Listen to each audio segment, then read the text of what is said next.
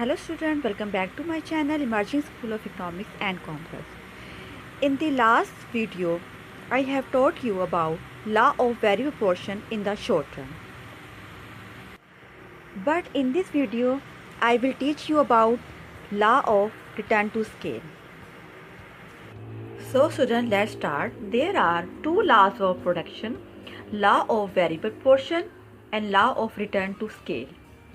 Law of variable proportion relates to the study of input-output relationship in the short run, with one variable input while other inputs are held constant. Law of return to scale relates to the study of input-output relationship in the long run, assuming all inputs to be variable. The law of return to scale is explained by Isaac-Newton curves techniques and production function techniques. What is law of production function? Long run refer to that time in the future when all inputs are variable inputs. In the long run, both capital and labor are included. Output can be varied by changing the level of both labor and capital, and the long run production function is expressed as: during the short period, some factors of production are relatively scarce. Therefore, the proportion of the factors may be changed, but not their scale. But in the long run, all factors are variable.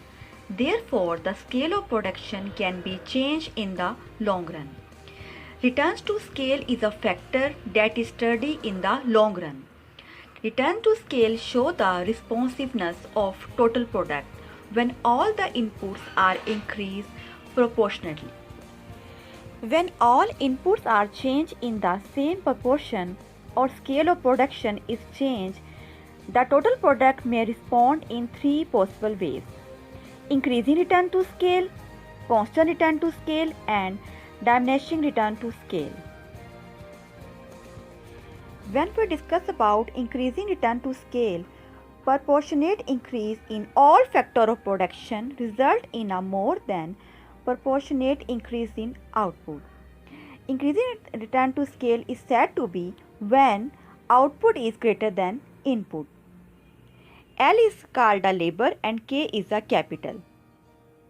The law of increasing return to scale operates when the percentage increase in the total product is more than percentage increases in all the factor input employed in the same proportion.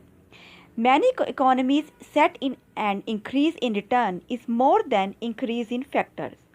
For example, 10% increase in labor and capital causes 20% increase in total output. Similarly, 20% increase in labor and capital causes 45% increase in total product. Then when we discuss about constant return to scale, law of constant return to scale operates when a given percentage increase in the factor inputs is the same proportion causes equal percentage increase in total output. It means that output is equal to input. Economies of scales are counterbalanced by diseconomies of scale. When we discuss about diminishing return to scale, the term diminishing, decreasing return to scale, where output increases in a small proportion than the increase in all inputs. Output is less than input. The law of diminishing return operation at three stages. At the first stage, the total product, marginal product, average product increases at an increasing rate. This stage continues up to the point where average product is equal to marginal product. At the second stage, the total product continues to increase but at a diminishing rate. As the MP, marginal product, at this stage start falling, the AP, average product, also declines. This stage ends where total product become maximum and MP become zero. Average product is the product for one unit of labor arrived by dividing the total product by number of workers. Marginal product is the additional product resulting from additional labor, calculated by dividing the change in total product by the change in the number of workers. From the table, we can see that the total output increases at an increasing rate till the employment of the fourth workers. Any additional labor employed beyond the fourth labor clearly faces the operation of law of diminishing return. Where should rational firm produce?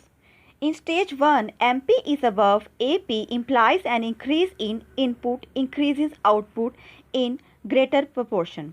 The firm is not making the best possible use of the fixed factor. So the firm has an incentive to increase input until it crosses over to stage 1. Stage 3, MP is negative implies contribution of additional labor is negative, so the total product decreases. In this case, it will be unwise to imply an additional labor. In the table, we can see that when we apply number of labors and increase in capital, TP increases and also MP also increases. It shows that increase in return to scale. In the same way, by increasing the unit of labor and increasing the capital, TP also increases, but MP become constant and same. It's show that the constant return to scale. After applying the 12 unit of labor, TP also increases, but MP fall. It show the diminishing return to scale. So it means that when we apply the more labor and capital, MP falls and become negative. So student, we come to the result that input 10% increases, output 50% increases. It shows the increase in return to scale. When input 10% increases and output 10% increases, it shows the constant return to scale, and it also called linear homogeneous production function. When input 10% increases and output 5% increases, it shows the decrease in return to scale. Constant return to scale is also called linear homogeneous production function. A linear homogeneous production function, if labor and capital increase 10%, then output increase the same 10%. That shows in the graph. Dear student, you make very clearly understand the long run production function and short run production function and differences between law of vary proportion and law of return to scale.